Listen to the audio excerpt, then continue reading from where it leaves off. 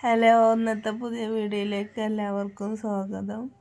2 ദിവസമായി വീഡിയോ ഒക്കെ ഇട്ടിട്ട് പനിയും ജലദോഷമൊക്കെ ആയിരുന്നു. അപ്പം ഇന്ന് നമുക്ക് ആദ്യം ആവി കൊള്ളാൻ വേണ്ടിയിട്ട് വെള്ളം വെച്ചിട്ടുണ്ട് പുട്ടുംകുടത്തിൽ. പിന്നെ ചിയാസീഡ് വെള്ളത്തിലിട്ടുണ്ടായിരുന്നു ഇന്നലെ. അപ്പോൾ അത് ഒരു ഗ്ലാസ് കുടിച്ചു. പിന്നെ ഒന്ന് ബ്രേക്ക്ഫാസ്റ്റിന് ദോശ ഉണ്ടാക്കാമെന്ന് വിചാരിച്ചു. ഇന്നലെ ചിക്കൻ മേടിച്ച കറി ഉണ്ടായിരുന്നു കുറച്ച്. അപ്പോൾ ഒന്ന് ദോശയും ചിക്കൻ കറിയും വെക്കാമെന്ന് വിചാരിച്ചു.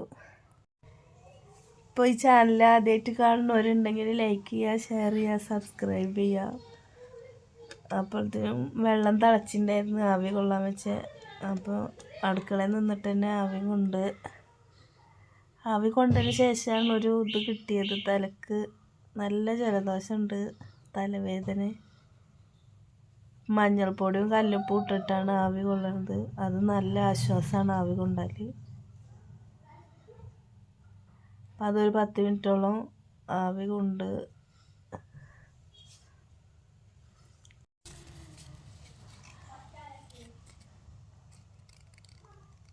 ഒരു 10 മിനിറ്റോളം ആവി കൊണ്ടുക്കണം.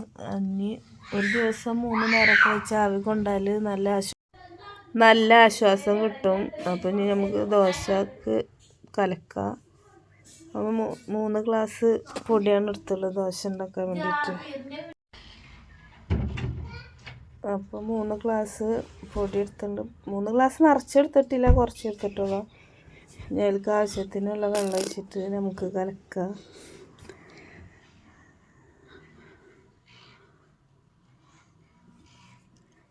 ഇന്ന് നൂൽപുട്ട് ഉണ്ടാക്കാമെന്നാണ് വിചാരിച്ചത്. പക്ഷേ എങ്കിൽ എനിക്ക് തീരെ വയ്യ. അപ്പോൾ ഒന്ന് ദോശമ്മക്ക് തന്നെ ആയി. മോനക്ക് ഇഷ്ടമാണ് ദോശയും തലേദിവസത്തെ മീൻ കറിയാണെങ്കിൽ. ഇന്ന് മീൻ കറി ഇല്ല, ഇന്നലത്തെ ചിക്കൻ കറിയായിരുന്നു. പെൺകുട്ടികൾക്ക് പിന്നെ എന്താണെങ്കിലും അവർ കഴിക്കും. മോനക്ക് ദോശയും തലേദിവസത്തെ മീൻ കറി നല്ല ഇഷ്ടമാണ്. അപ്പം ഇനി ദോശ ഒക്കെ ഉണ്ടാക്കിയിട്ട് നമുക്ക് വരാം.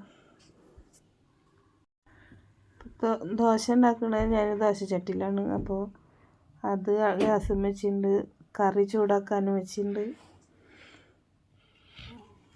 അപ്പം ഇന്ന് രാവിലത്തെ വീഡിയോ ഇത്രയൊക്കെ തന്നെ ഉള്ളൂ. അപ്പോൾ ഇഷ്ടപ്പെട്ടാൽ ലൈക്ക് ചെയ്യുക, ഷെയർ ചെയ്യുക, സബ്സ്ക്രൈബ് ചെയ്യുക.